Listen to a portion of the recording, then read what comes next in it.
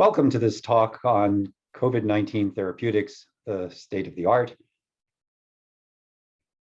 These are my disclosures. Treatment of COVID-19 has come to involve a number of different modalities, including small molecule antiviral drugs, monoclonal antibodies, both for treatment and prevention, and immunomodulator therapy. Because we have some excellent talks coming up in the rest of this program, including discussion of some of the novel small molecules by Johan Nates, talk about monoclonal antibodies by Catherine Barr, and a talk on immunomodulators by Karine Lacombe. I'm going to focus just on those small molecules that have made their way into the clinic. And so I'll be talking about remdesivir, MulnuPyravir, and the Pfizer protease inhibitor that's not gotten a generic name yet. So let's start with remdesivir. Remdesivir was the first agent approved for treatment of COVID-19, and its use now dates for nearly 2 years, since the late spring, maybe more like a year and a half, late spring of 2020. And the ACT-1 study was the first study that demonstrated the potential utility of remdesivir in hospitalized patients. This was a placebo-controlled, double-blind, randomized controlled trial in people hospitalized with COVID-19 pneumonia. I'm sure this is now all very well familiar to you. Participants were randomized evenly between remdesivir and placebo. The primary endpoint was time to recovery within 28 days. This is not a mortality endpoint, but a recovery endpoint. And the preliminary analysis of ACT-1 was conducted after just more than 600 recoveries had been obtained. As you can see in the figures on the right-hand side here, overall, there was a faster time to recovery among those who received remdesivir compared to placebo, and that was statistically significant. But this difference was seen primarily in those receiving supplemental oxygen therapy. There was a trend towards benefit, but not statistically significant among those not yet receiving oxygen. And there was no benefit in those requiring high flow oxygen or those already ventilated.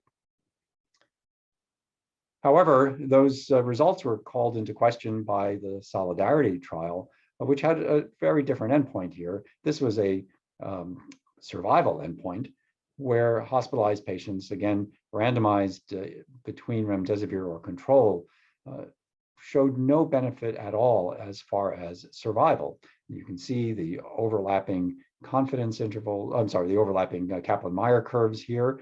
And if we look at the forest plot, where participants are stratified by different criteria, it didn't seem to matter whether you were a younger or in an older age group, or whether you were ventilated or not ventilated. There was really no benefit of remdesivir in terms of survival in any group. Those data, however, need to be balanced against the use of remdesivir in participants at different stages of illness. And this meta-analysis published by Kaka et al. In the Annals of Internal Medicine earlier this year incorporated data from several trials, although of course the Solidarity study was the largest of the trials and therefore carries some significant weight in this meta-analysis. In this slide here, what you can see is the different outcomes based on whether we're looking at the overall population or different degrees of illness at the time of study entry. So overall, we see really no benefit, again, heavily weighted by the results of the Solidarity study, and this is looking at a mortality endpoint. If we look at those who are not yet on supplemental oxygen, again, overall, there is no benefit, although there's a trend about a 20% reduction in relative risk, but confidence intervals that cross 1. Looking at those already on supplemental oxygen but not yet ventilated, however, now we do see a benefit, and this is driven in part by the ACT-1 study that we just discussed, and several other studies, even including the Solidarity study where we're now limiting the analysis to those not requiring anything more than supplemental oxygen. And you can see there's about a 20% benefit, which is statistically significant.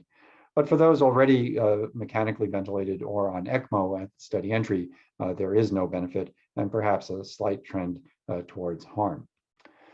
Looking at non-mortality endpoints, we see more consistent evidence of a benefit. The proportion recovered, which is similar to the primary endpoint in the ACT-1 study, there is a modest but significant benefit, about a 10% greater likelihood of recovery. There's also a benefit in terms of the requirement for progression to mechanical ventilation or ECMO, about a 30% benefit, which is statistically significant if the solidarity study is excluded from analysis. And then in terms of occurrence of serious adverse events, there's again a benefit, about a 25% reduction in risk. More recently, MulnuPyravir et al. Have published in Clinical Infectious Disease a case control study that used propensity score matching of nearly 28,000 recipients of remdesivir and nearly 16,000 non-remdesivir patients. These were the matching was done within the same institution, and what you can see is that across various categories, the 14-day mortality was significantly favored the use of remdesivir, showing between 20 and 30% reductions in the risk of mortality from COVID-19 among those who received remdesivir compared to those who didn't. And the 28-day mortality showed significant benefits for those not yet on oxygen and on low flow oxygen, but there wasn't evidence of a benefit in the high flow group. It's important to remember that although the great care was taken to match the patients, one has to always wonder about residual confounding and why would it be that people at the same hospital did or did not receive remdesivir if they were otherwise meeting criteria for the use of remdesivir.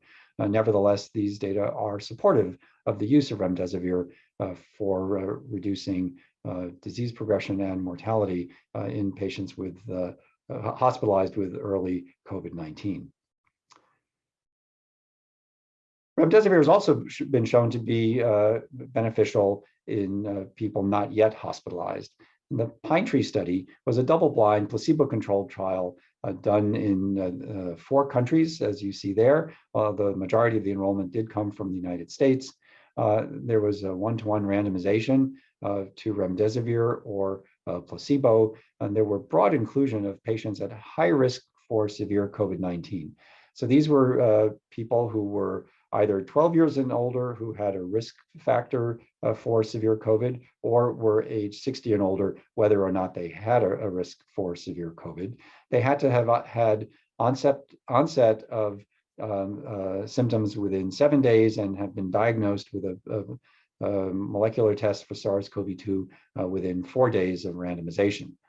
The participants were enrolled from September of last year through April of this year, and the study was then halted administratively because by that point, monoclonal antibodies had become available and more people were becoming vaccinated. So enrollment had slowed, and it was decided to close the study at that point and do an analysis. So just under 1,300 people, the goal for enrollment was just under 1,300 people, and at the time the study was halted, around 580 had been randomized and just over 560 had received at least 1 dose of study drug, so just under half of the anticipated enrollment. The study design was that people received a loading dose of remdesivir and then 100 milligrams a day for days 2 and 3, or matching placebo given again intravenously for 3 days, with the primary endpoint being progression or lack of progression by day 28. Primary endpoint was a composite of COVID-related hospitalizations or all-cause mortality by day 28, as well as the percent of participants experiencing an adverse event. Secondary endpoints included a composite of COVID-19 medically attended visits, or MAVs as they've come to be known, or all-cause mortality by day 28, as well as the time-weighted average of nasopharyngeal viral load from baseline through day 7.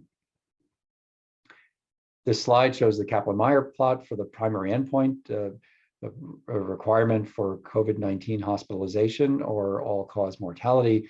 And you can see that there is a clear benefit of remdesivir. Here, the blue line shows the percent of participants who required hospitalization or died in the remdesivir arm compared to the placebo arm. And in the table above, you see that there was an 87% reduction with a hazard ratio of 0.13, which was highly statistically significant. Fortunately, no deaths occurred in either group, so we can't really say that there is a mortality advantage since there were no deaths in the placebo group, but clearly people were not getting hospitalized, they were not progressing, they were not dying of COVID-19.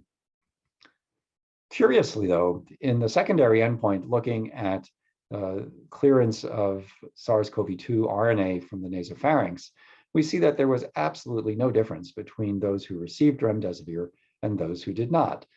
There was about a 1.1 log reduction in the amount of SARS-CoV-2 RNA in both arms, which was obviously not a statistically significant difference between the arms. And this raises some important questions that are applicable not just to remdesivir, but to other small molecule inhibitors of SARS-CoV-2. As you'll hear later in the talk from Katie Barr, many of the monoclonal antibodies, or essentially all of them, have been shown to accelerate the clearance of SARS-CoV-2 RNA from the nasopharynx.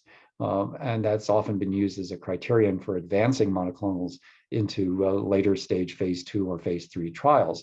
But here, in the context of a phase 3 trial that had clear demonstrable clinical benefit, we see no advantage as far as virologic clearance, questioning whether, especially when sampling the nasopharynx in this manner, SARS-CoV-2 RNA or the change in SARS-CoV-2 RNA level is a correlate or a surrogate for clinical benefit. Clearly it is not, and that complicates the matter of how to use such data in advancing subsequent candidates, other small molecules, into larger stage clinical trials. So that brings us to a discussion of MulnuPyravir. MulnuPyravir, which has previously been known as MK-4482 or EIDD 2801, is a prodrug of beta-D-N4 hydroxycytidine, so it's essentially a cytidine analog. It competes with the cytosine triphosphate for incorporation into RNA. And the proposed mechanism of action is inhibition of SARS-CoV-2 replication by so-called error catastrophe. It's not so much thought of as an RNA polymerase inhibitor, but that its incorporation then causes mismatching in subsequent rounds of transcription and replication, so that eventually the viral genome accumulates too many errors and generates defective non-infectious viruses. Whether that is a real mechanism of action or not has been debated in some circles, but as you can see from the panel here at the bottom of the slide, phase 2A trial reported at CROI earlier this year showed a reduction in infectious virus over 5 days of treatment in participants who received MulnuPyravir. You can see at day 3, here the green bar is the MulnuPyravir arm and the blue bar is the control arm, and by day 3, there was a numerical advantage to in the MulnuPyravir group, which was not yet statistically significant. But day 5, none of the 47 MulnuPyravir recipients still had positive virus cultures, whereas a quarter of the placebo recipients still did, and that was a statistically significant advantage. So the MoveOut trial was a phase 3 randomized placebo double-blind controlled trial of MulnuPyravir versus placebo. Participants received 800 milligrams twice daily for 5 days in its in the formulation used in the trial, and in the current formulation, that's a fair number of pills, because it was 4 200 milligram pills with each dose, so 8 pills a day total. Eligible participants were non-hospitalized patients with confirmed mild or moderate COVID-19 with symptom onset within 5 days of randomization, and at least one risk factor for poor disease outcome. People had to be either age 60 or older or have comorbidities. Just to make sure I stated this correctly, these were eligible non-hospitalized patients, not those who were hospitalized. This was an outpatient study. And that planned interim analysis was conducted after data were available from 775 participants. Recruitment to this trial was halted following that interim review, which showed a 50% reduction in the risk of hospitalization or death among those receiving MulnuPyravir compared to placebo. Only 7.3% of the MulnuPyravir participants versus 14% in the placebo arm had progression to requiring hospitalization for COVID-19 or had died. Now, even though this analysis was based on the first 780 or so participants, the trial was actually approaching full recruitment of the projected 1,550 participants, with more than 90% of the intended sample already enrolled. So in the final analysis, we can expect to see really very robust data.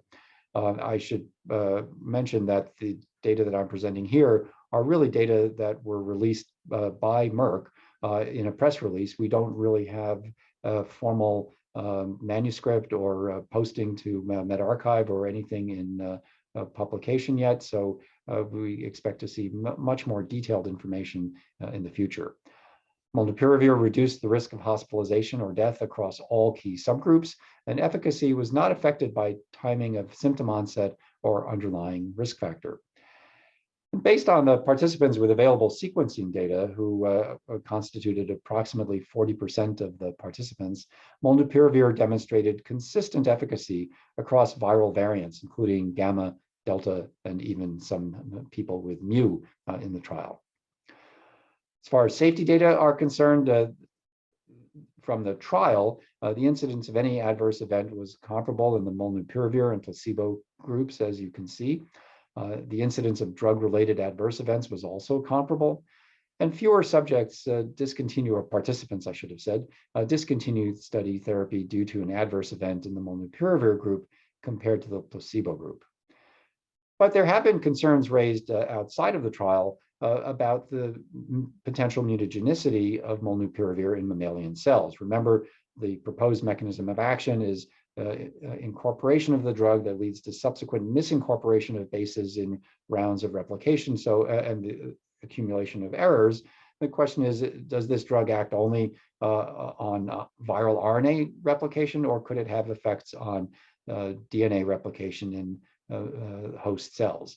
And work done by Zhou et al. In Ron Swanstrom's group at University of North Carolina in a human lung cell line showed that the error rate in cells treated with the active moiety of MulnuPyravir is substantially greater than in cultures that were either treated with ribavirin or with favipiravir, two other agents that have also been proposed to act through the error catastrophe mechanism. Now, Merck has stated that their data suggests that the mutagenicity is not an issue in humans. We'll have to see the full data, and that's maybe one of the reasons why this drug is going to be discussed by the FDA Antiviral Drug Advisory Committee before a decision is made about authorizing emergency use for prevention of COVID-19 in the United States. MulnuPyravir has been authorized for use in the United Kingdom. Well, let's turn now to talk about this protease inhibitor, PF073321-332. Oddly, this drug now has a trade name, but does not yet have a generic name. So this drug is a SARS-CoV-2 3CL protease inhibitor. The coronavirus has 2 protease inhibitors, and this is the so-called main protease inhibitor. The proteases are cysteine proteases, so very different from the aspartyl acid protease of HIV.